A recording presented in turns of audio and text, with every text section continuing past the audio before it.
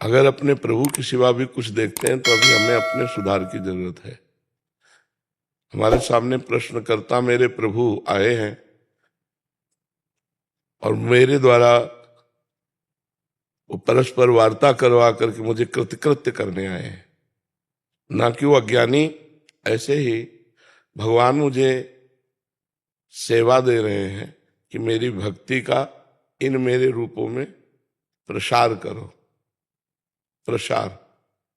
तो उन्हीं भगवान के चरणों का आश्रय लेकर पहले उनको भगवत स्वरूप देखकर फिर हम अपनी बात करें।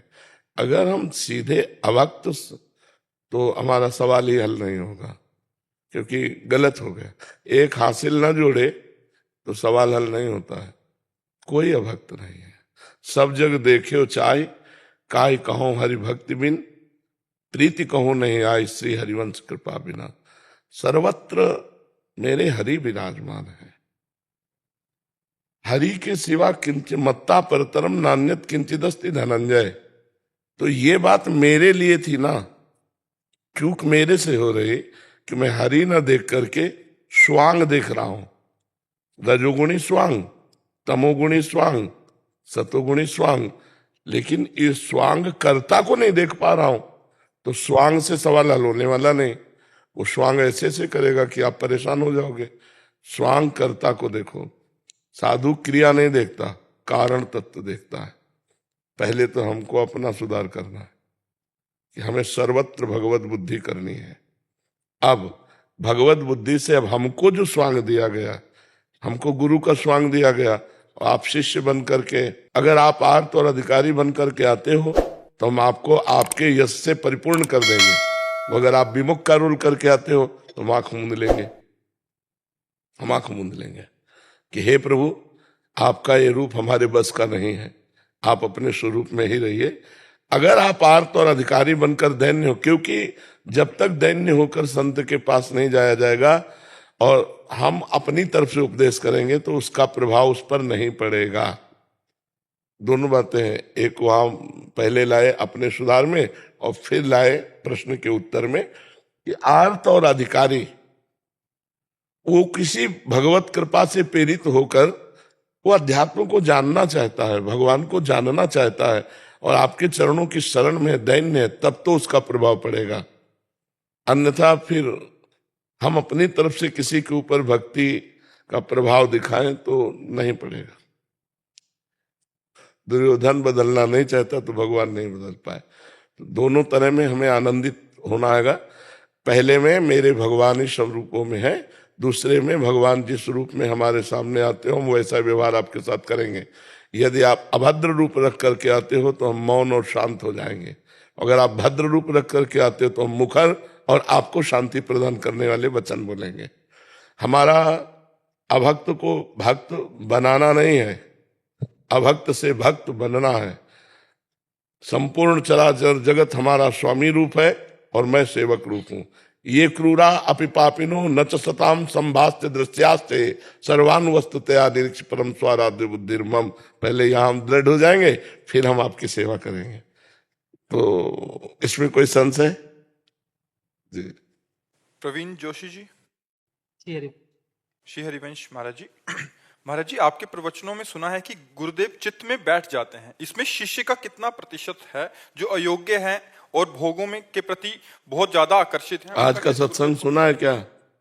उत्तर तो मिल ही गया होगा अगर सत्संग सुना होगा। आज का सत्संग सीधे वकालत थी, प्रभु से वकालत थी। अगर उसको पकड़ पाओ तो पकड़ो कि आपकी ही माया है और आपके ही हम हैं। अगर आप माया को नहीं डांटोगे तो हम पिसते चले जाएंगे। आपको डांटना पड़ेगा, अपनी माया को डांटना पड़ेगा। नाथ जीव तब माया मोहा सो निस्तरी तुम्हारी छुहा। तो वास्तविक बात तो यह है कि हमको केवल ऐसे होना है। हम ऐसे नहीं हो पाते हैं। हमारा कर्तृत्वाभिमान भोक्तत्व भाव ये हमको ऐसे हो जाओ, निहाल हो जाओगे। बंधन केवल देहाभिमान का ही है, कर्तृत्वाभिमान का है। अहंकार विमूढ़ आत्मा कर्ता हमिति मन्यते। ये अहंकार ही सब दुखों की जड़। संस्कृति मूल शूल प्रदनाना सकल शोक दायक अभिमाना। ये गुरु की शरण में, अगर संत की शरण में, भगवंत की शरण में हम इस अपने अहंकार को समर्पित कर पावे तो हम निहाल हो जाए। हम कुछ नहीं कर पाएंगे, आखिरी बात है, हम कुछ नहीं कर सकते। अगर कुछ कर सकते हैं तो अपना बिगाड़ सकते हैं। अब आप जानो, 5 मिनट चूक को ये नहीं कहेगा कि बेचारा 50 साल से लड़ रहा है, 5 मिनट हार गया, नहीं बचेगा। महाराज, साधु का जीवन क्या होता है, साधक का जीवन क्या होता है, वो वही जानता है जो असलियत में चलता है। जो बैलेंस बना के खा पी के चल रहे हो तो बात अलग है, जो संयम से चल रहे हैं। अब इसके बाद भी मन की गति सुधरना ही नहीं चाहती। लाख बार समझाओ ये भगवान की झूठी माया है, इसमें मन लगा के अपना समय नष्ट करना, जीवन नष्ट करना है। थोड़ी देर तो समझ में आता, फिर वही फिर वही। तो इसलिए महाराज, आप ही अपनी माया को डांट दो, मेरे बस की बात नहीं है। ये आखिरी में आता है, ये आखिरी शरणागति, और शरणागति ही भगवत प्राप्ति है। जब हम किसी काम के नहीं रह जाते, सुनेरी मैंने निर्बल के बलराम, तभी बात बनती है। नहीं तो कहीं ना कहीं अपबल तपबल और बाहुबल चौथो बल है दाम, ये बना ही रहता है। विद्या रूप महत्व कुल धन यौवन अभिमान, सठ कंटक देखे जहां रहे न भक्ति निदान। ये भगवान की कृपा से केवल सुधरना क्या है जानते हो? अहंकार मिटना है बस। जितना अहंकार गलित होता चला जाएगा उतने अध्यात्म की ऊंचाई पर आप चलते चले जाएंगे। देहाभिमान ही जीव के बंधन की श्रृंखला है। जैसे वो ट्रैक्टर में फंसाने वाला नहीं होता, ऐसे कर दो, हल जोतने वाला अलग, ट्रैक्टर अलग, बस वो जो फंसाने की श्रृंखला है वो अहंकार है। ये अहंकार हट जाए, माया अलग आप अलग, ये सब माया ही है। इसी में तो फंसे, माया कोई बाहरी थोड़ी है, यही माया है। ये भगवान की प्रकृति के द्वारा रचा हुआ जो शरीर है, इसी शरीर को मैं मान करके, तो जब हम पूर्ण समर्पित हो जाते हैं तो चित्त पे अधिकार गुरुदेव का हो जाता है। किसी के नामे अपनी जमीन कर दे तो अधिकार उसका नहीं हो जाएगा। तो तन मन प्राण गुरुदेव को समर्पित, अब गुरुदेव का अधिकार हो गया तो वो तुम्हारे मन को पकड़ लेंगे, तुम्हारे चित्त को पकड़ लेंगे। पहले तुम्हारी परीक्षा होगी कि तुमने नामे कर दिया कि नहीं। अगर आया कि मेरे साथ, तो मतलब प्रॉपर्टी आपकी है, अब आप संभालिए। मैंने तो कुछ बुरा ही नहीं कहा, बेमतलब हमें डांट दिया, डांट करके बाहर निकाल के खड़ा कर दिया। तुम्हारे को अभी डांट लग रही है क्या? तुम्हें बुरा लग रहा है क्या? अच्छा बुरा लगना इसका मतलब अभी आपने कुछ दिया नहीं है। अगर तन मन प्राण समर्पित कर दिए तो गुरुदेव अहंकार को चकनाचूर कर देते हैं। समर्पण से शुरू होगा अहंकार का नाश का प्रक्रिया। अब वो गुरुजनों के भाव है, कैसे नष्ट करें? ज्ञान दे के नष्ट करें या आपको वास्तविक प्रक्रिया में लाके नष्ट करें? और अहंकार नष्ट हुआ, भगवत प्राप्त हो गया।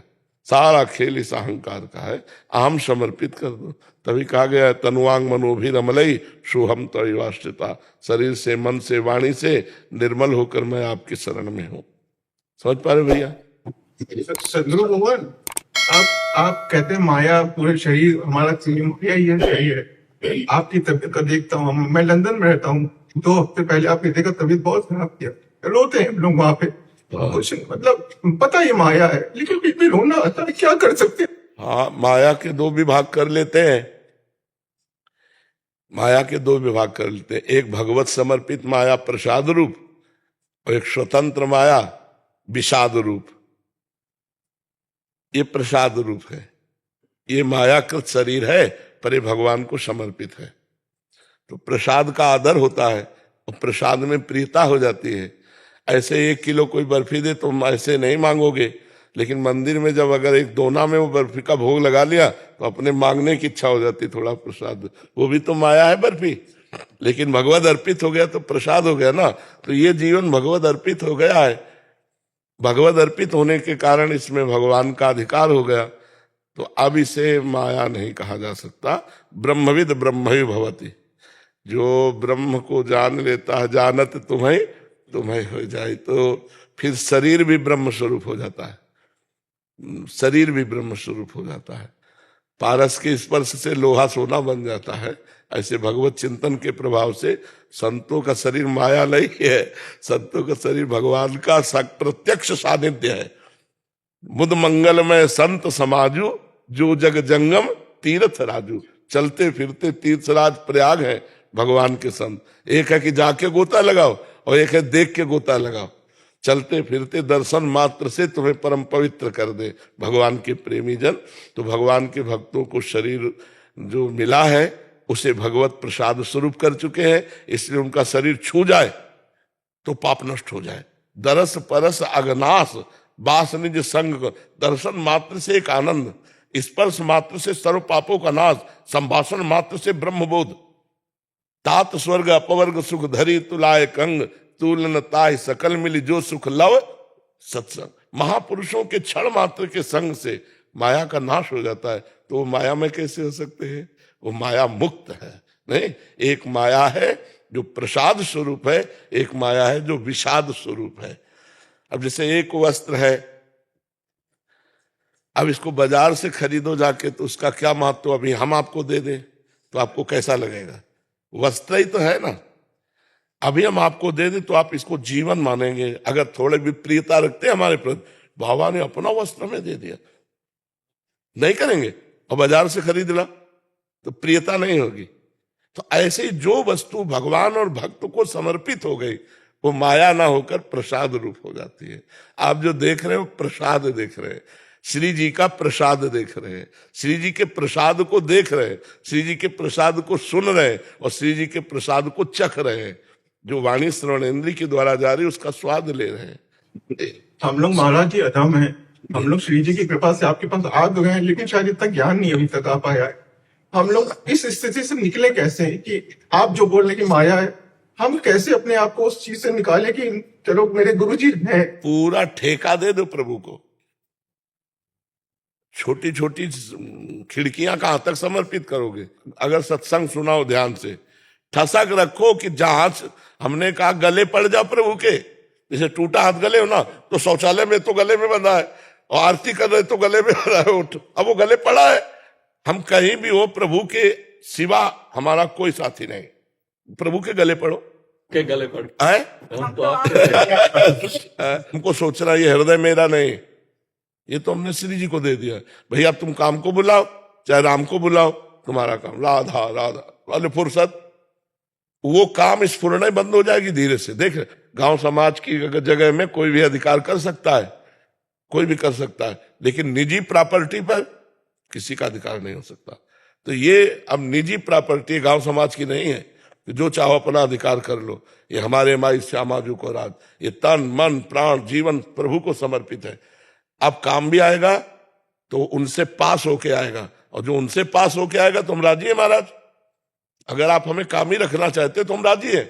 आप जिसमें राजी हो उसमें मैं राजी हूं, ये आपका घर है, आप जैसा चाहो करो, बिल्कुल ठीक हो जाओगे, बिल्कुल। तभी हम आज कह रहे थे अपनी जिम्मेवारी अपने माथे पे लेके बोझा ढो रहे, पूरे त्रिभुवन का बोझा सरसों के दाने के समान महाराज रखे अपने फड़ पे अनंत भगवान, और हम अपने अपने शरीरों का अपने अपने घरों का बोझा ढो रहे हैं केवल अज्ञान के कारण। ट्रेन में एक आदमी दौड़ रहा था डिब्बे पे, पूछा भाई तू क्यों दौड़ रहा है? बोले अमुक स्टेशन जाना है। बोले गाड़ी चल रही, तू बैठ जा।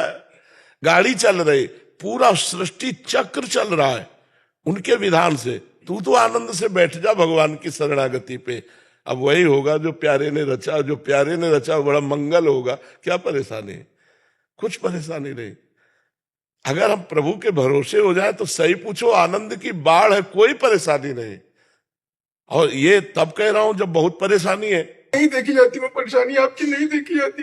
आप बताओ, देखो चेहरा सूझा होगा, लेकिन आपको क्या चेहरे से ऐसा लगता है मैं विषाद युक्त हूं, मैं परेशान हूं? ऐसा लगता है? थोड़ा सूजन तो होगी, क्योंकि अब किडनी फेल है तो सूजन तो होगी थोड़ी।